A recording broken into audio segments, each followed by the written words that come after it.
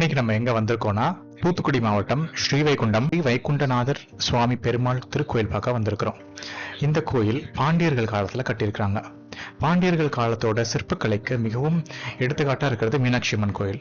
அதோட சிற்பக்கலைக்கு ஏத்த மாதிரியே இந்த குறிப்பிட்ட வைகுண்டநாதர் சுவாமி கோயிலும் இருக்குது.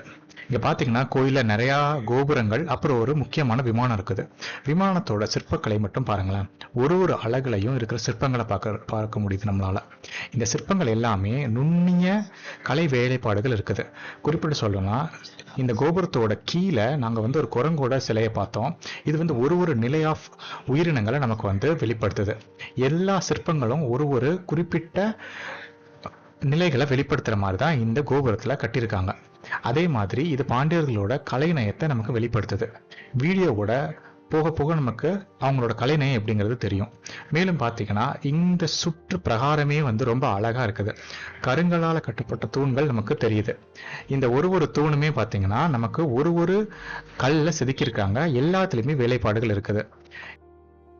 சுற்றுப்புற சுவரை ஒட்டி நீங்க நடக்கும் போதும் சரி, இந்த சுற்று பிரகாரத்துல நீங்க நடக்கும் போதும் சரி, உங்களுக்கு மிகவும் மன நிம்மதியும் ஒரு தெய்வ நிலையில நீங்க இருக்கிறதையும் உங்களால உணர முடியும். இந்த கோயில் மிகவும் அமைதியா இருந்துச்சு. ஏன்னா இந்த கோயில் பாத்தீங்கன்னா தூத்துக்குடியில இருந்தாலும் திருநெல்வேலிக்கும் தூத்துக்குடிக்கும் மத்தியில இருக்கு. இங்க எல்லா ஊர்ல இருக்க மக்களும் வந்துட்டு போறாங்க. ஏன்னா இது தாமிரபரணி ஆற்றங்கரையோரம் பாண்டிய மன்னர்கள் கட்டப்பட்ட 9 நவக்கிரக கோயில்களை அது வெளிப்படுத்துது. நவக்கிரக கோயில்கள்னு சொல்லும் போதே நமக்கு 9ன்னு தெரிய ஆரம்பிக்குது. இது எல்லாமே நம்ம புரட்டாசி மாசம் இந்த கோயில்களுக்கு என்ன பண்ணுவாங்கன்னா எல்லாரும் சுற்றுலா வருவாங்க. அப்போ சூரிய பகவான் தான் நவக்கிரகத்துல முதல்ல இருக்கிறாரு. அவரோட இடத்துல இருந்து ஆரம்பிக்கணுங்கிறதுக்காக நவக்கிரக சுற்றுலா இந்த ஒரு குறிப்பிட்ட இடத்துல தான் ஆரம்பிக்குது. மேலும் இது பாண்டிய மன்னர்கள் காலத்துல பாத்தீங்கன்னா குறிப்பிட்ட இந்த கோயிலுக்கு அதாவது ஸ்ரீவைகுண்டத்துல பெருமாள் கல்லர் வேஷமிட்டு வந்ததாகவும், அப்போ பாண்டிய மன்னன் பகவான் நீங்க இங்க எங்களுக்கு எழுந்தருளணும்னு கேட்டுக்கிட்டதுனால நமக்கு பெருமாள் இந்த கோயில்ல கல்லர் பகவான் அப்படின்னு நம்மளால பிரதிஷ்டை பண்றதை நம்மளால பார்க்க முடியுது.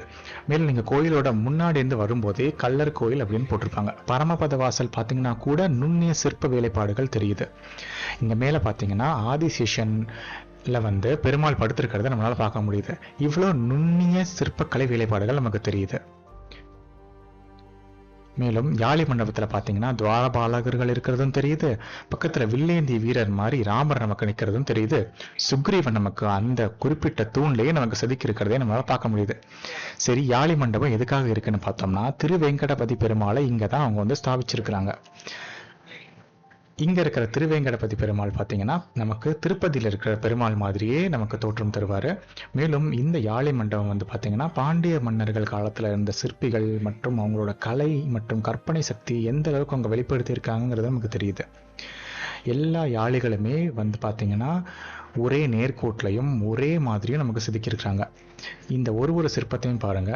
இங்க பாத்தீங்கன்னா தவில் அடிக்கிற மாதிரி ஒரு குறிப்பிட்ட சிற்பம் அவங்க செதுக்கியிருக்கிறாங்க. மேலும் இந்த சிற்பங்கள் எல்லாமே பாத்தீங்கன்னா ஒரு குறிப்பிட்ட ஒரு தரத்துல இருக்குது. எல்லாமே பொட்ரூடிங் அவுட் சைட் த வால் நம்ம இங்கிலீஷ்ல சொல்லலாம். எப்படின்னா ஒரே தூண்ல சிற்பம் வெளிப்புறமா தெரிகிற மாதிரி செதுக்கியிருக்கிறாங்க. இங்க பாத்தீங்கன்னா கருடன் கதையோட நிக்கிற மாதிரியான ஒரு சிற்பம் ஒரே கல்லுல செதுக்கியிருக்கிறாங்க.